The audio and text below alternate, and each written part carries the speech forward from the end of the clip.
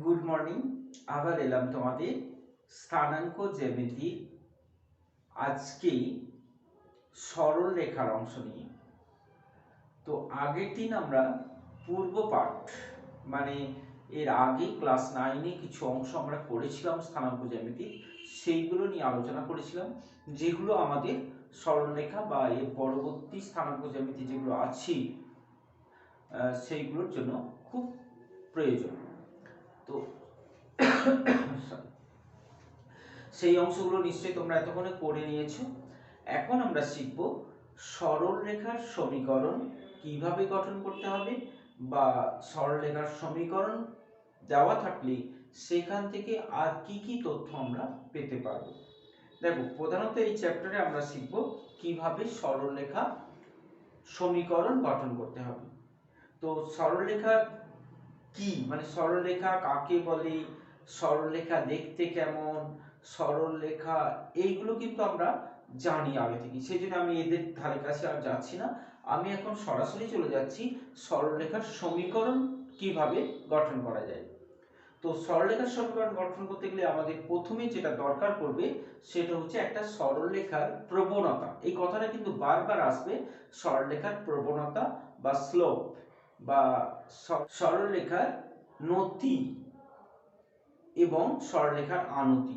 তো এইগুলো আমাদের প্রথমে একটু জেনে নিই। দেখো, একটা সরলরেখা,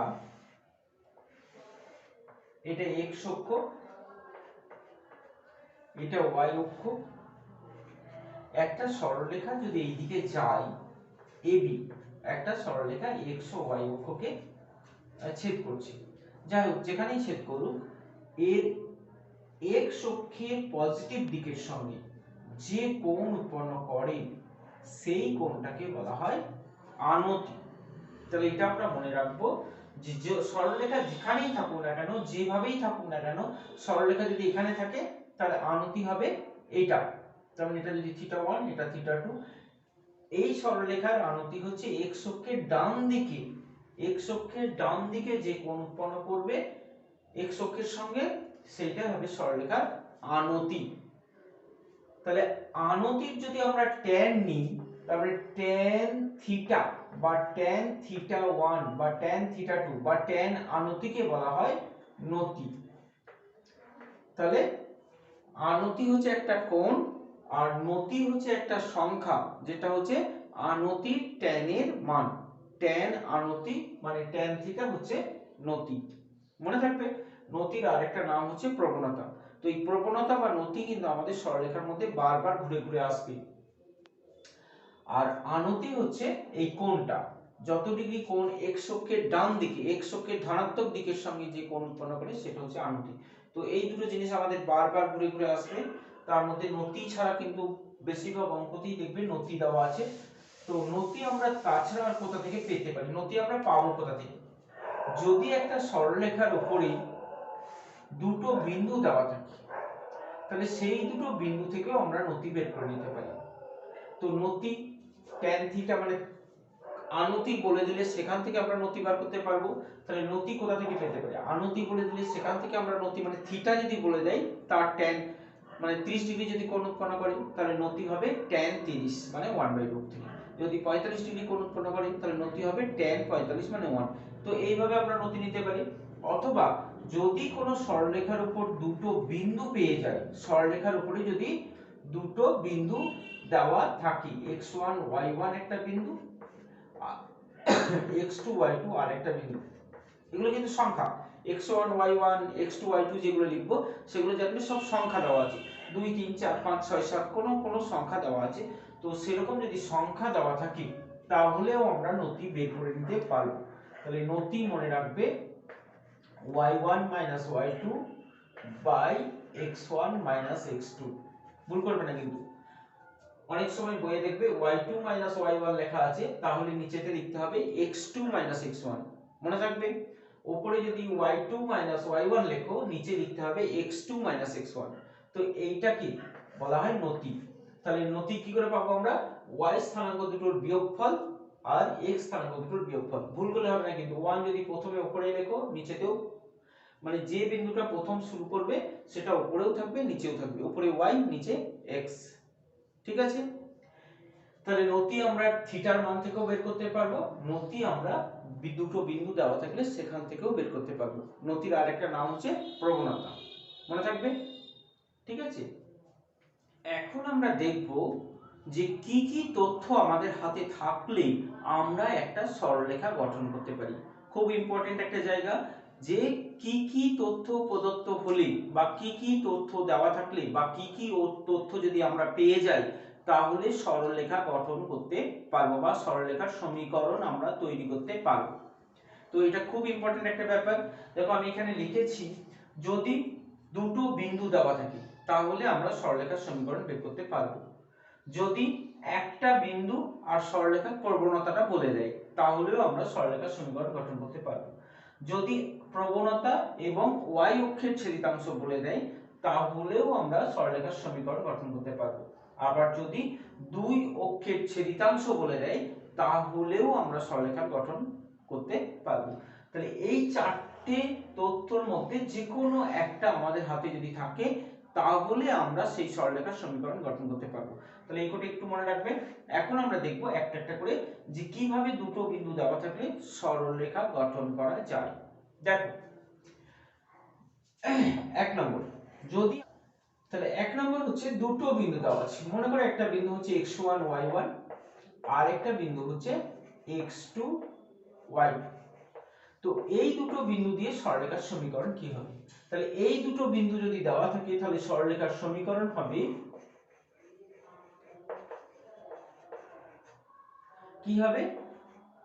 হ্যাঁ, এই দুটো বিন্দু কিন্তু কোন সংখ্যা মানে ধ্রুবক সংখ্যা দিয়ে দেওয়া থাকবে, আর একটা সরলরেখার মধ্যে সবসময় চল থাকবে। একটা সরলরেখার সাধারণ আকার, এটা মনে রাখবে, এটা তোমরা আগেও দেখেছো, ক্লাস 9এই দেখেছো। সরলরেখার সাধারণ আকার মানে সরলরেখার লেখচিত্র অঙ্কন করেছিলে না 9এ?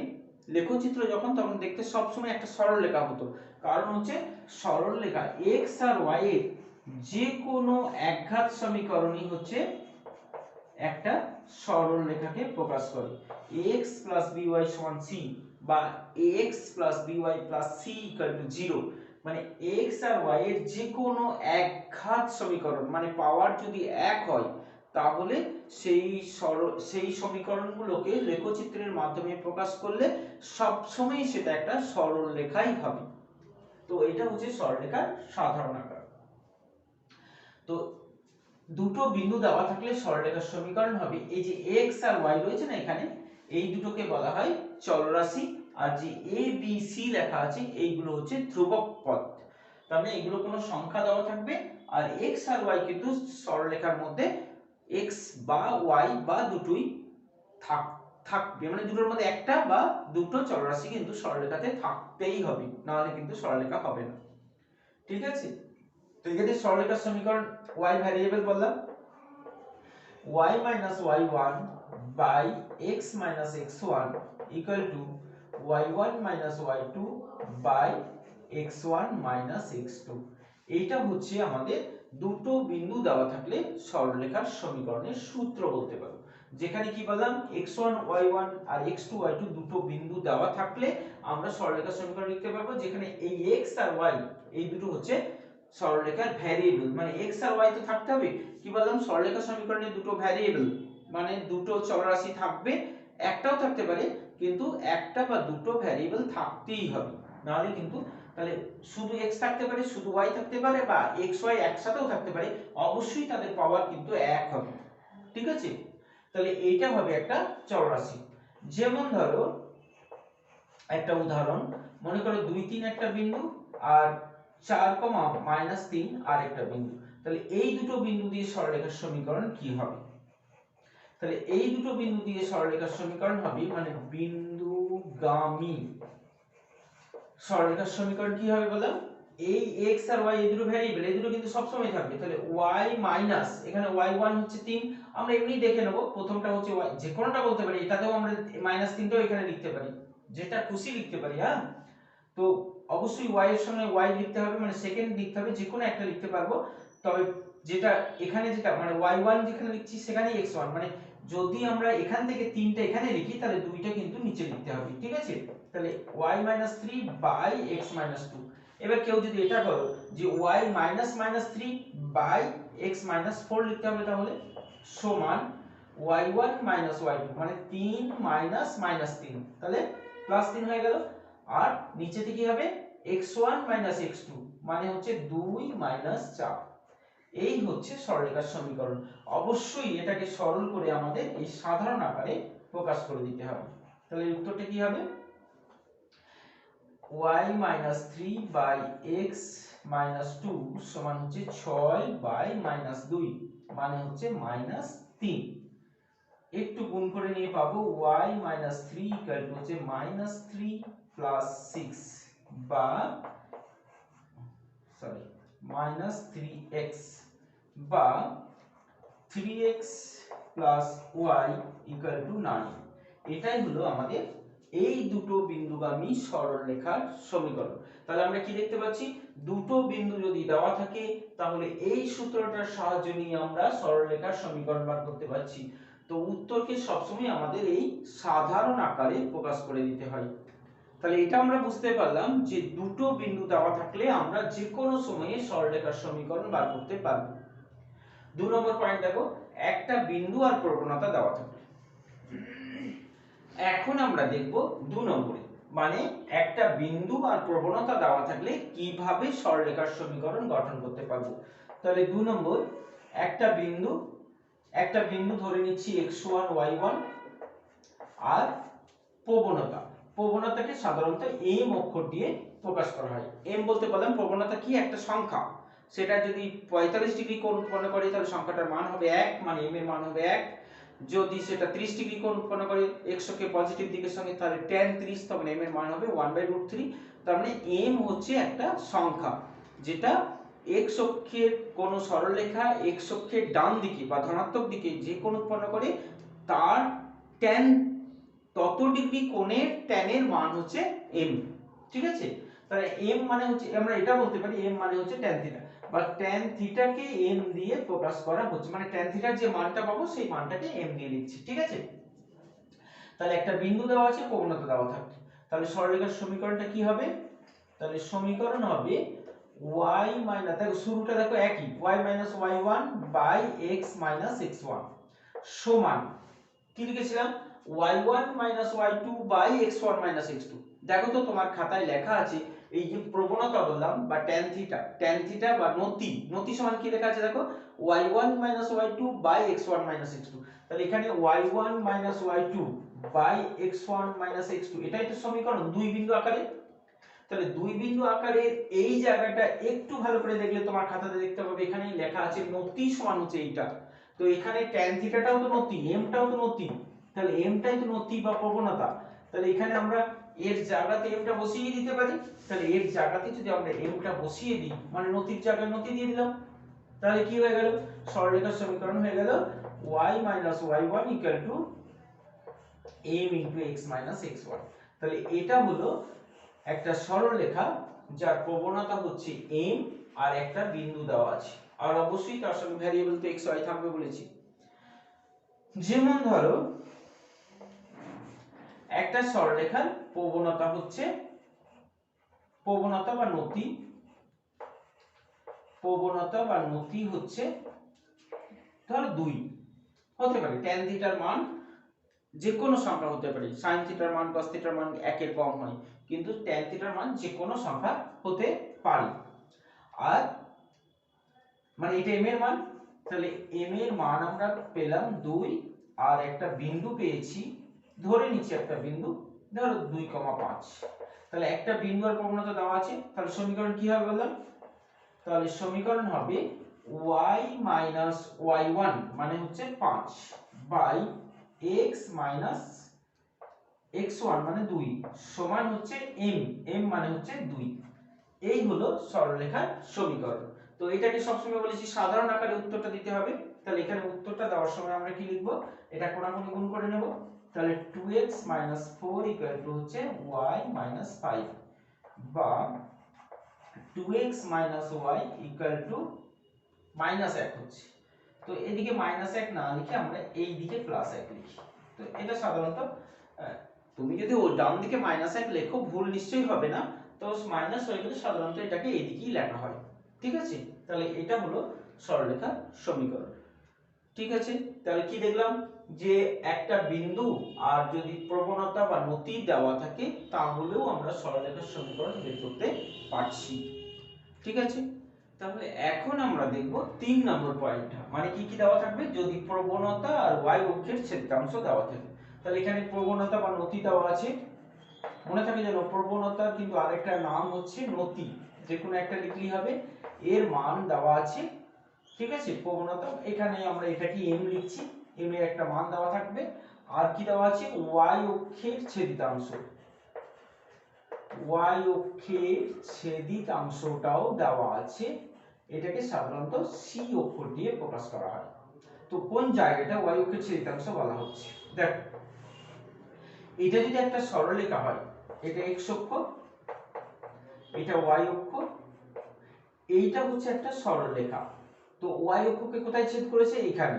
তাহলে এই যে দৈর্ঘ্যটা হয় মূল বিন্দু থেকে এই যে লেন্থটা হয়, এইটাকে বলা হয় y অক্ষের ছেদিতাংশ। এটাকে c অক্ষর দিয়ে প্রকাশ করা হয়। এই লেন্থটাকে কি বলা হয় বললাম, এই লেন্থটাই হচ্ছে y অক্ষের ছেদিতাংশ। এইখান থেকে এইটাকে c অক্ষর দিয়ে প্রকাশ করা, এই লেন্থটাকে c দিয়ে প্রকাশ করা হয়। ঠিক আছে, তাহলে y অক্ষের ছেদিতাংশ হচ্ছে c। তাহলে সমীকরণ কি হবে, তাহলে আমাদের সমীকরণ হবে y mx c। দেখো আবার x আর y ভ্যারিয়েবল সব সরলরেখাতেই থাকবে। তাহলে এখানে আমাদের তথ্য দেওয়া আছে কি, একটা m দেওয়া আছে, একটা c আছে। m টার c টাকে যদি আমরা এইভাবে বসিয়ে দিই তাহলেই হয়ে যাবে সরলরেখার সমীকরণ। ঠিক আছে, তাহলে একটা উদাহরণ দেখি। মনে করি একটা সরলরেখা y অক্ষকে y অক্ষকে 5,0 বিন্দুতে ছেদ করেছে। তো সরাসরি আমাদের ছেদিতাংশ না বলে এরকম বলে দিল, এবং নতি হচ্ছে -1, নতি হলো -1। তাহলে সমীকরণ কি হবে, তাহলে আমরা দেখো আমরা কি দেখতে পাচ্ছি, y অক্ষের ছেদিতাংশটা একটু ঘুরিয়ে হলেও আমাদের বলে দিয়েছি 5,0, মানে এটা এই বিন্দুটা যদি 5,0 হয় তাহলে নিশ্চয়ই এই লেন্থটা হবে 5, মানে c এর মানটা হচ্ছে 5। তাহলে এইটা আমাদের বুঝে নিতে হবে যে y অক্ষকে 5,0 তে ছেদ করছে, তার মানে এই লেন্থটা হবে 5, তার মানে c টা হচ্ছে 5। তাহলে এখানে c টা হচ্ছে 5 আর m টা কত, m টা বলে দিয়েছে -1। তাহলে সমীকরণ এটা হবে। তাহলে এইগুলো কিন্তু আমাদের মনে রাখতে হবে, এই যে আকারগুলো, এই আকারগুলো কিন্তু আমাদের মনে রাখতে হবে। আর তার সঙ্গে কি কখন কোনটাকে আমরা ব্যবহার করব সেটা তো দেওয়া তথ্যের উপর নির্ভর করছে। যদি এই দুটো তথ্য দেওয়া থাকে তাহলে এইটা থেকে বের করতে পারবো, যদি একটা বিন্দু একটা প্রবণতা দেওয়া থাকে তাহলে এটা থেকে বের করতে পারবো, যদি দুটো বিন্দু দেওয়া থাকে তাহলে এটা থেকে তার মানে আমাদের আকারগুলো মনে রাখতে হবে। আর কি তথ্য দেওয়া থাকলে সেটা আমরা আকার থেকেই পেয়ে যাব। নামের সঙ্গে তো মিল, দুটো বিন্দু দেওয়া থাকলে এটা, তার মানে দুই বিন্দু লেখাই আছে। একটা বিন্দু একটা প্রবণতা থাকলে এইটা, তার মানে কিন্তু আকারগুলো আমাদের মনে রাখতে হবে। যেমন প্রবণতা আর y অক্ষের ছেদিতাংশ দেওয়া থাকলে যে y mx c হয় সরলরেখার সমীকরণ, সেটা আমাদের মনে রাখতে হবে। তাহলে সমীকরণটি কি হবে, y m মানে -1 x c, c মানে হচ্ছে 5। একটু সাজিয়ে যদি আমরা সাধারণ আকারে উত্তরটা দিই তাহলে x টা এদিকে চলে আসছে, তাহলে x y 5। তো এটা হচ্ছে সাধারণ আকারে উত্তর। তাহলে 3 নম্বরটাও বুঝলাম যে সরলরেখার প্রবণতা আর যদি y অক্ষের ছেদিতাংশ মানে এই অংশটার মান কোন রকমে পেয়ে যাই তাহলে আমরা সমীকরণ এই আকার থেকে করতে পারবো। তাহলে এই আকারটা কিন্তু আমাদের মাথায় রাখতে হবে। ঠিক আছে, তারপরে দেখো 4 নম্বরে কি রয়েছে, দুই অক্ষের ছেদিতাংশ। তাহলে 4 নম্বরে আমাদের দেওয়া তথ্য যদি এটা হয়, দুই অক্ষ বলতে আমরা জানি একটা x অক্ষ, যদি এরকম হয় যে x অক্ষের ছেদিতাংশ দেওয়া আছে a আর y অক্ষের ছেদিতাংশ দেওয়া আছে b, তাহলে দুটো অক্ষের ছেদিতাংশ। এক্ষুনি আমরা y অক্ষের ছেদিতাংশ দেখেছিলাম, এটা x অক্ষ, এটা y অক্ষ। তো এটা যদি একটা সরলরেখা হয়, এই অংশটাকে বলা হয় x অক্ষের ছেদিতাংশ আর এইখান থেকে এই অংশটা একটু আগে দেখলাম, এইটাকে কি বলা হয় বললাম, y অক্ষের ছেদিতাংশ। তাহলে এটা x অক্ষের ছেদিতাংশ, এইটা হচ্ছে x অক্ষের ছেদিতাংশ, আর এই জায়গাটা হচ্ছে y অক্ষের ছেদিতাংশ, একটু আগে আমরা দেখেছি। তো এটা যদি a হয়, এটা যদি b হয়, তাহলে ও এটা হচ্ছে a, এখানে বলে দেওয়া আছে যে a, আর এই অংশটা দৈর্ঘ্য হচ্ছে b, যেটাকে একটু আগে আমরা c দিয়ে প্রকাশ করেছিলাম, সেটা এখানে এসে আমরা b দিয়ে প্রকাশ করছি। তাহলে সরলরেখার সমীকরণটা কি হবে? তাহলে সরলরেখার সমীকরণ হবে x by a plus y by b equal to হচ্ছে 1। তাহলে এই আকারটাকে কি বলা হয়? ছেদিতাংশ আকার। এই আকারটার নাম কি? ছেদিতাংশ আকার। তাহলে এই ছেদিতাংশ আকার বা দুটো অক্ষের ছেদিতাংশ দেওয়া থাকলে আমরা সরলরেখার সমীকরণটা এই রকম ভাবে পাবো। তো এখান থেকে আমরা আরো যে তথ্যগুলো পাই, দেখো এইটা আমাদের যদি সমীকরণ বলে দেয়, যেটা আমাদের ছেদিতাংশ বলে দিল বা সমীকরণটা বলে দিল x by a plus y by b equal to 1, তাহলে আমরা a বিন্দু স্থানাঙ্ক পেতে পারি বা x অক্ষকে কোথায় ছেদ করেছে সেটা আমরা জেনে ফেলতে পারি। কারণ এই লেন্থটা যদি a হয়, তাহলে x অক্ষকে কোথায় ছেদ করেছে? a0 বিন্দুতে। y অক্ষকে কোথায় ছেদ করছে? 0, b বিন্দুতে। আরো একটা তথ্য এখানে পেয়ে যাব, সেটা হচ্ছে এই যে অক্ষ দুটোর সঙ্গে এই সরলরেখাটা যে ত্রিভুজ উৎপন্ন করেছে, সেই ত্রিভুজের ক্ষেত্রফল। ভালো করে দেখো, ত্রিভুজটার ভূমি হচ্ছে a আর উচ্চতা হচ্ছে b, তাহলে ত্রিভুজটার ক্ষেত্রফল হবে, তাহলে এখানে ও এ বি যে ত্রিভুজ হচ্ছে, এর ক্ষেত্রফলটা কত হবে? এর ক্ষেত্রফলটা হবে হাফ মড ab বর্গ একক, তাই তো? হাফ ভূমি গণিত উচ্চতা, ভূমিটা এখানে a আর উচ্চতাটা b, তাহলে হাফ ভূমি গণিত উচ্চতা। মড লেখা হয় কারণ ab যেহেতু ab লেন্থ কিন্তু এটা ছেদিতাংশ যখন তখন একক লেখা হয়, তো লেন্থ যেহেতু সেহেতু নেগেটিভ হতেও পারে বা এদিকেও থাকতে পারে, কিন্তু ক্ষেত্রফল সবসময় পজিটিভ হবে। তো একটা উদাহরণ দিয়ে দেখা যাক। মনে করো x অক্ষের ছেদিতাংশ যদি 2 হয় আর y অক্ষের ছেদিতাংশ যদি 3 হয়, তাহলে সরলরেখার সমীকরণ কি হবে? x by a plus y by b সমান হচ্ছে 1। সাধারণ আকারে প্রকাশ করে আমরা এই আকারে নিয়ে যেতে পারবো, কিন্তু এখানে প্রশ্নটা অনেক সময় একটু উল্টো রকম ভাবে থাকে। তো কি করে দেয় এখানে? এখানে বলে দেয় একটা সরলরেখার সমীকরণ দিয়ে দিল। মনে করো এখানে একটা সরলরেখার সমীকরণ দিয়ে দিল যে 2x 3y 2x 3y 6।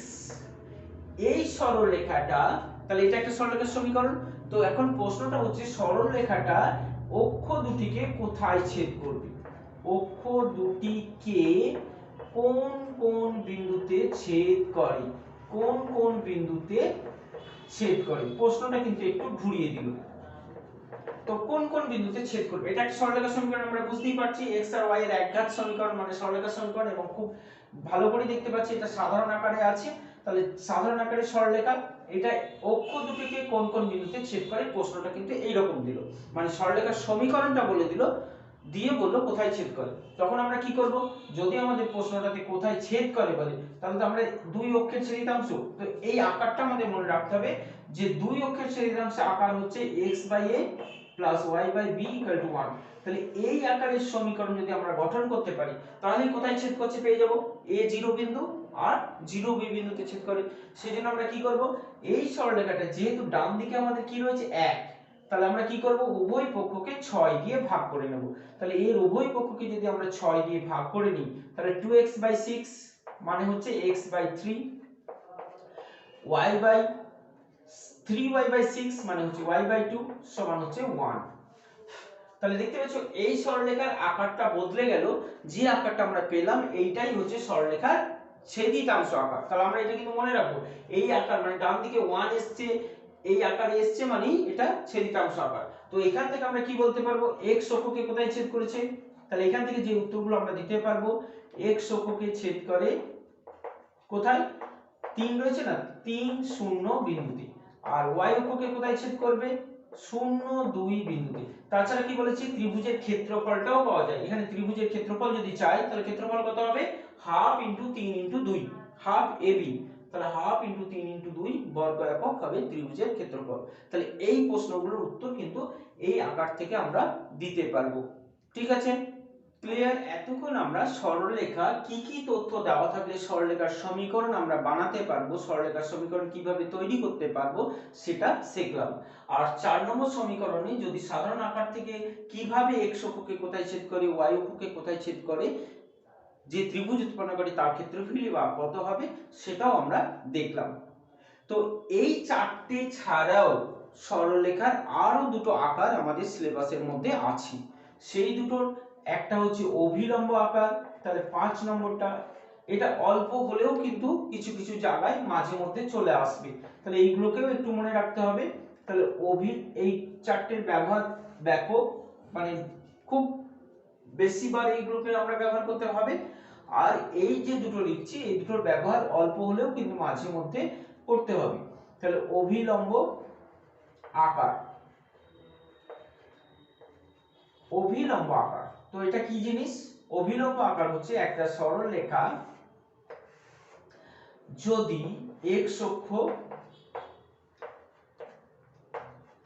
কে আর y অক্ষকে এইভাবে ছেদ করে যায় আর মূল বিন্দু থেকে যদি লম্ব টানা হয় তাহলে যে লম্ব দূরত্ব সেইটাকে p দিয়ে প্রকাশ করা হয়। আর এই কোণটা যদি আলফা কোণ উৎপন্ন করে, মানে অভিলম্বের প্রবণতা আলফা বলতে পারো। অভিলম্বের প্রবণতা হচ্ছে আলফা, মানে সরলরেখার উপর মূল বিন্দু থেকে লম্ব টানলে সেই লম্ব রেখাটার প্রবণতা বা আনতি হচ্ছে আলফা। আনতি কোণটা যদি আলফা হয় তাহলে সরলরেখার সমীকরণ হবে x cos alpha plus y sin alpha equal to p। এই যে p মানে মূল বিন্দু থেকে সরলরেখাটার দূরত্ব। তাহলে এই AB সরলরেখার সমীকরণ কিন্তু এটা এই লম্ব রেখাটার নয়, AB সরলরেখার সমীকরণটাও আমরা এইখান থেকেও পেতে পারবো যদি লম্ব দূরত্বটা p বলে দেওয়া থাকে আর যদি কত ডিগ্রি কোণ উৎপন্ন করছে x অক্ষের সঙ্গে সেটা বলে দেওয়া থাকে। ঠিক আছে, তো এখানে প্রশ্নটা সাধারণত এইভাবে সমীকরণ গঠন করার জন্য পড়ে না, আমাদের যেটা পড়ে একটা সাধারণ, যেমন ধরো একটা উদাহরণ দিয়ে বোঝাচ্ছি। যেমন ধরো একটা সরলরেখার সমীকরণ বললো যে 3x + 4y = 5। তো এই সরলরেখাটা মূল বিন্দু থেকে দূরত্ব কত? তাহলে এই সরলরেখাটার মূল বিন্দু থেকে দূরত্ব মানে এই পিটা হচ্ছে মূল বিন্দু থেকে দূরত্ব, এটা মনে রাখবে। এই পিটা হচ্ছে মূল বিন্দু থেকে দূরত্ব, মূল বিন্দু থেকে, তাহলে মূল বিন্দু থেকে দূরত্ব হচ্ছে পিটা। তাহলে এই পিটা বের করতে হবে আমাদের, কিন্তু এইটাকে বলতে পারি না যে মূল বিন্দু থেকে দূরত্ব 5। কেন বলতে পারবো না? কারণ সরলরেখাটা কিন্তু এই আকারে আনতে হবে, মানে অভিলম্ব আকারে সরলরেখাটাকে প্রকাশ করতে হবে। তো এখানে অভিলম্ব আকার বলতে cos আলফা sin আলফা আছে, কিন্তু আমাদের সবসময় অভিলম্ব আকার মানে যে sin আলফা cos আলফাই বসাতে হবে তার কোনো কথা নেই। অভিলম্ব আকার মানে sin আলফা cos আলফাকে বসানো যাবে এইরকম একটা জায়গা তৈরি করে দেখিয়ে দিতে পারলেই হলো। যেমন ধরো, তাহলে যে কোনো সমীকরণকে আমরা অভিলম্ব আকারে কি করে নিয়ে যাব? তাহলে এটা সাধারণ আকারের সমীকরণ, এটাকে যদি আমাদের অভিলম্ব আকারে প্রকাশ করতে হয়, এটা মনে রাখবে একটু, অভিলম্ব আকারে যদি প্রকাশ করতে হয়, অভিলম্ব আকারে যদি আমাদের প্রকাশ করতে হয় তাহলে উভয় পক্ষকে √a² + b² দিয়ে ভাগ করে দিলেই হবে। মনে থাকবে কথাটা? তাহলে সাধারণ আকারের সমীকরণকে যদি অভিলম্ব আকারে নিয়ে যেতে হয় তাহলে উভয় পক্ষকে √a² + b² দিয়ে ভাগ করে নিতে হবে। আর তার সাথে আরেকটা লক্ষ্য রাখতে হবে, এই ডান দিকটাকে অবশ্যই পজিটিভ রেখে, তাহলে ডান দিকটাকে ধনাত্মক করে তারপরে ভাগটা করতে হয়, কারণ এটা যেহেতু দূরত্ব বলছি, দূরত্ব তো নেগেটিভ হবে না, সেই জন্য ডান দিকটাকে পজিটিভ করে আমাদের ভাগটা করতে হয়। তাহলে এখানে দেখো কি দিয়ে ভাগ করব, এখানে a বলতে এখানে 3 আছে, b বলতে 4 আছে, তাহলে √3² + 4² মানে 9 16 25 5। তাহলে উভয় পক্ষকে 5 দিয়ে ভাগ করতে হবে। তাহলে উভয় পক্ষকে যদি 5 দিয়ে ভাগ করি তাহলে আমরা পাবো এরকম 3/5x + 4/5y = 1। এইটাকেই আমরা বলতে পারি এটা অভিলম্ব আকারে চলে গেছে। এটাই অভিলম্ব আকার, sin cos না বসালেও হবে। কেন? কারণ sin cos বসানোর জায়গা তো রয়েছে, বসিয়ে দিলেই হবে। 3 এর 5 কে যদি আমরা cos বলি, ভালো করে দেখো, এটা যদি একটা ত্রিভুজ হয়, এটা যদি 3 হয়, এটা যদি 4 হয়, তাহলে তো আমরা 5 দিয়ে ভাগ করেছি। অ্যাকচুয়ালি কিচ্ছু না, আমরা sin cos কে বসানোর জন্যই অতিভুজ দিয়ে ভাগ করে দিয়েছি। দেখো এই ত্রিভুজের অতিভুজ দিয়ে ভাগ করে দিয়েছি, তাহলে 3 এর 5টা হবে cos আলফা, এটা যদি আলফা হয় 3 এর 5 হবে cos আলফা, 4 এর 5 হবে sin আলফা। তাহলে cos আলফা sin আলফা বসানোর জায়গা অলরেডি তৈরি হয়ে গেছে, তার মানে এটা অভিলম্ব আকারে চলে গেছে। তাহলে মূল বিন্দু থেকে দূরত্বটা হবে 1। তাহলে এইখান থেকে আমরা মূল বিন্দু থেকে দূরত্ব বের করতে পারবো। ঠিক আছে, তাহলে যে কোনো সরলরেখাকে আমরা অভিলম্ব আকারে কিভাবে প্রকাশ করতে হবে সেটা বুঝে নিলাম। অবশ্যই এটা একটা নজরে রাখতে হবে, যেটা যে ডান দিকটা মানে সমানের ডান দিকটা যেন পজিটিভ থাকে, তখন আমরা ভাগটা করতে পারবো। ঠিক আছে, যদি এটা নেগেটিভ থাকে, মনে করো এটা -5 আছে, তাহলে আমরা কি করব? যদি এটা -5 হতো তাহলে আমরা কি করতাম? তাহলে আগে আমরা সমীকরণটাকে এইভাবে লিখতাম, -3x - 4x = 5, মানে উভয় পক্ষকে মাইনাস দিয়ে গুণ করে দিলাম। তাহলে এটা মাইনাস চলে এলো, এটা মাইনাস চলে এলো, কিন্তু এটা আমাদের পজিটিভ থাকবে, মনে থাকবে। তাহলে মাইনাস দেওয়া থাকলে আমরা প্রথমে উভয় পক্ষকে মাইনাস দিয়ে গুণ করে নেব, বাঁ দিকটা আমাদের নেগেটিভ হোক, ডান দিকটা যেন আমাদের পজিটিভ থাকে, হবে। তাহলে 5 নম্বর আকার অভিলম্ব আকার আমরা দেখলাম। বলেছি এই চারটে আমাদের খুব গুরুত্বপূর্ণ আকার, বারবার এই চারটে প্রয়োজন পড়বে। এছাড়া বলেছি আর দুটো আকার, তা একটা হচ্ছে অভিলম্ব আকার, আর একটা 6 নম্বর লাস্ট আকারটা হচ্ছে প্রতিসম আকার। তো এই প্রতিসম আকারটা কি রকম? তো প্রতিসম আকারটা কি না, একটা সরলরেখার উপরে যদি একটা বিন্দু দেওয়া থাকে, নির্দিষ্ট ফিক্সড একটা বিন্দু আর একটা চলমান বিন্দু x1 y1, তো কোনটা ফিক্সড বিন্দু? দেখো xy এটা হচ্ছে ভ্যারিয়েবল মানে চলমান বিন্দু, x1 y1 যেটা লিখছে এটা হচ্ছে একটা সংখ্যার মান, মানে হচ্ছে এটা ফিক্সড নির্দিষ্ট বিন্দু। তো এই ডিসটেন্সটা যদি আমাদের বের করতে হয় বা বলে দেয় যে এইখান থেকে এই ডিসটেন্সটা হচ্ছে r, আর এই যে সরলরেখাটা রয়েছে এই সরলরেখার প্রবণতা যদি আমাদের দেওয়া থাকে, সরলরেখার প্রবণতা বা নতি, না সরলরেখার প্রবণতা না বলে দিলে যদি আনতিটা অন্তত বলে দেয়, আনতিটাই আমাদের দরকার, বা প্রবণতা বলে দিলেও সেখান থেকে আমরা আনতি বের করে নিতে পারবো। আনতি যদি থিটা হয়, আনতি মানে x অক্ষের সঙ্গে যদি থিটা কোণ করে থাকে, তাহলে যে প্রতিসম আকারটা লেখা হয় সেটা হচ্ছে x - x1 by cos theta equal to y - y1 by sin theta equal to r। এইটাকে বলা হয় প্রতিসম আকার। এইখান থেকে আমরা সাধারণত একটা নির্দিষ্ট ফিক্সড বিন্দু থেকে নির্দিষ্ট দূরত্বে একটা বিন্দুর স্থানাঙ্ক বের করতে গেলে এই প্রতিসম আকারটা আমাদের কাজে লাগে।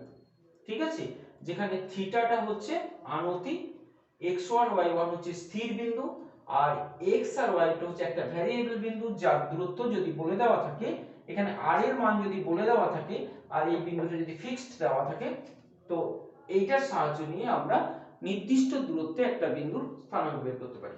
যেমন ধরো প্রশ্নটা যদি এমন হয় যে একটা সরলরেখা বা সরলরেখার সমীকরণ দেওয়া থাকলো যে 2x + 3y = 5, এটা একটা সরলরেখা, এর উপরে বললো যে 1, 1 এর উপরে একটা বিন্দু থেকে ধরো 10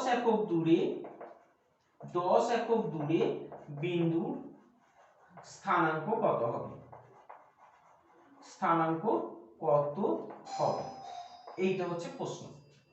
তো তাহলে এখানে কি হলো, এক বিন্দুটা আমাদের এইটা 10 একক দূরে, আর এর মান হচ্ছে 10, এইটা xy আমাদের বের করতে হবে। আর থিটাটা কোথা থেকে পাবো? এই সরলরেখার প্রবণতা থেকে আমরা থিটাটা পাবো। তাহলে থিটাটা হচ্ছে, থিটাটাকে আমরা থিটাই রাখছি। তাহলে সরলরেখার সমীকরণটা কি হয়ে গেল, x - 1 by cos theta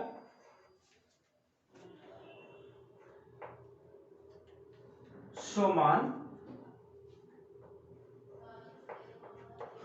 y - 1 by sin theta সমান হচ্ছে 10। তাহলে এখান থেকে আমরা x আর y এর মানটা বের করতে পারবো। তো কিভাবে পাবো?